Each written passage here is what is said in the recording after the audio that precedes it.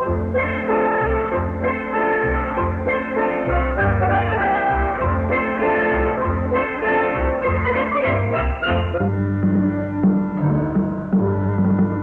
story begins in the ancient country of Persia, in the city of Baghdad. One day, a porter carrying a heavy load stopped to rest near a beautiful home. He looked at the splendid house and said, "How is it this man has so much and I have so little?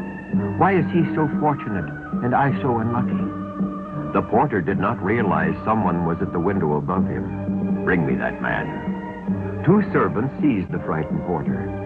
"But I didn't mean any harm. Please, where do you take me?" "To the greatest sailor of all time, Sinbad. He would speak with you." So the poor porter was brought before the owner of this fine house, Sinbad the Sailor. "Spare me, O master." Do not be afraid, my friend.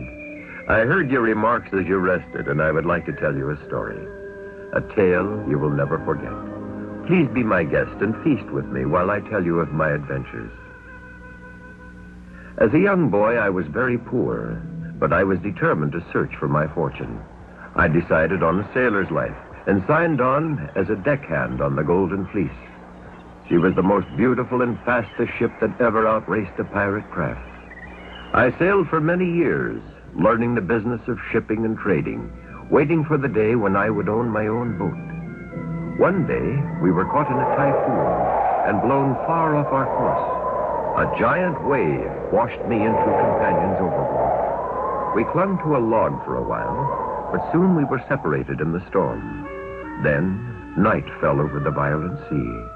I swam until I found myself on a strange beach. Confused and frightened, I wandered into the jungle and became lost. Finally, I dropped from exhaustion. When I awoke in the morning, I was next to a great white wall. But then I discovered it was a monstrous egg. Only one bird could lay an egg such as this, the rock. I remembered an ancient story about an island of fortune where the rock bird lived. Perhaps, I thought, this was it. A great flapping of wings startled me. The rock. I hid under the egg, wondering what to do, when I had a desperate plan. I tied myself to the rock's leg, so that when he flew high above the trees, I could get my directions. As we went higher and higher, I could see a river leading out to the ocean. Finally, the great bird landed in a cave high on a mountain. A strange light came from within. Untying myself from the bird, I sneaked into the cave and could hardly believe my eyes. The island of fortune. For there was a treasure and jewels beyond any dreams. I filled my pockets and clothes with as many jewels as I could carry. When the rock had gone, I sneaked out of the cave and down the mountain. I constructed a log raft and let the river carry me towards the sea. Suddenly, I was no longer moving. The raft had stopped. Then I saw why.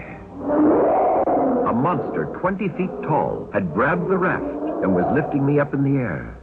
He had one huge eye, large ears, and an ugly mouth. The hideous creature paralyzed me with fear, for I expected to be killed at any moment. The beast took me to his nearby cave and dropped me into a cage, and I saw what my fate was to be. There, tied to stakes, were my two shipmates. The monster was going to cook and eat them. I couldn't see any way of escape. My only hope was to distract the giant somehow. Then I thought of the jewels. While the beast gathered wood for our barbecue, I fashioned a string of dazzling gems. When he returned, I dangled them to attract his attention. The flashing almost hypnotized the monster. He opened the cage door and grabbed the tantalizing jewels while I slipped out. Quickly, I freed my friends, and we ran for the river in my raft. The eye of the creature was only interested in the sparkling toy, which he had now placed about his neck. But we didn't know how long that would be. Just as we reached the ocean, we heard the roaring of the monster as he came crashing through the jungle, looking for his runaway dinner. He saw us and started wading out faster than we could push away. The jewels sparkled as he moved. Just as he was about to grab the raft, a great shriek stopped him, and he looked up. The rock had missed the jewels and had seen them sparkling on the giant. The battle was on. While the two monsters fought, we frantically pushed far out to sea and drifted away with the current. The next day, we were picked up by the Golden Fleece. I had enough jewels to make the entire crew wealthy. I was able to buy my own sailing ship and prospered as a merchant and trader before I settled here in this home.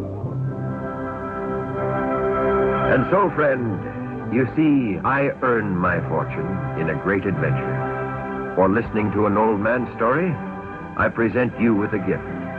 The wealth this jewel will bring you will remind you of the famous Sinbad the Sailor.